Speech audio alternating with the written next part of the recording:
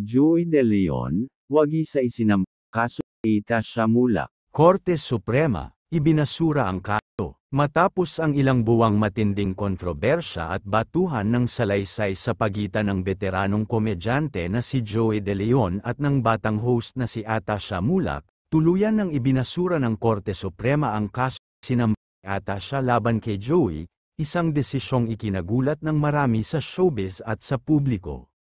Nagsimula ang sigalot ng maghain si Atasha Mulak ng reklamo laban kay Joey De Leon, base sa umano'y emotional harassment, professional misconduct at pag-abuso sa kapangyarihan, habang nasa loob sila ng studio ng Itbulaga.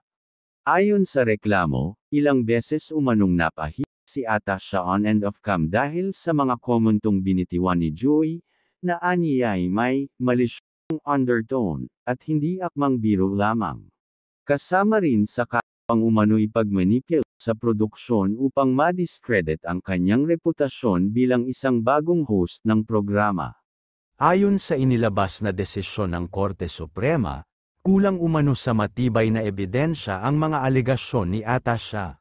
Ipinunto ng korte na bagamat may mga salitang maaaring tinuring na insensitive o offensive para sa ilan, hindi ito sapat upang masabing may nilabag si Joey De Leon sa ilalim ng umiiral na batas ukol sa harassment o abuso. Ang mga pahayag ay maaaring nasa hangganan ng komedyang Pinoy, ngunit hindi nito naabot ang threshold ng krimen. Walang sapat na pruweba ng intensyong manakit, mang-insulto, o abuso, ayon sa bahagi ng ruling. Sa isang press conference na ginanap pagkatapos ng desisyon, lumabas si Joey De Leon na may ngiti sa labi ngunit may seryosong tono. Maraming salamat sa hustisya. Hindi biro ang masangkot sa ganitong isyo lalo na kung wala ka namang masamang intensyon. Komedyante ako, pero hindi ako kriminal. Dagdag pa niya, sana raw ay maging aral ito sa lahat na hindi dapat agad maghusga lalo na sa social media, kung saan ang isang kwento ay pwedeng balik-baliktaran.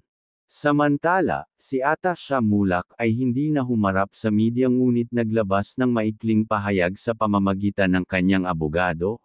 Kami ay nalulungkot sa desisyong ito, ngunit iginagalang namin ang pasya ng Korte Suprema. Nais lang ni Atasha na marinig ang kanyang panig.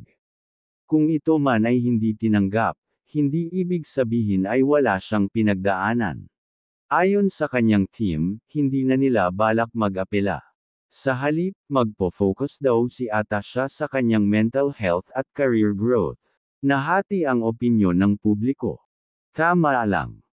Masyadong sensitibo ang bagong henerasyon, lahat na lang issue.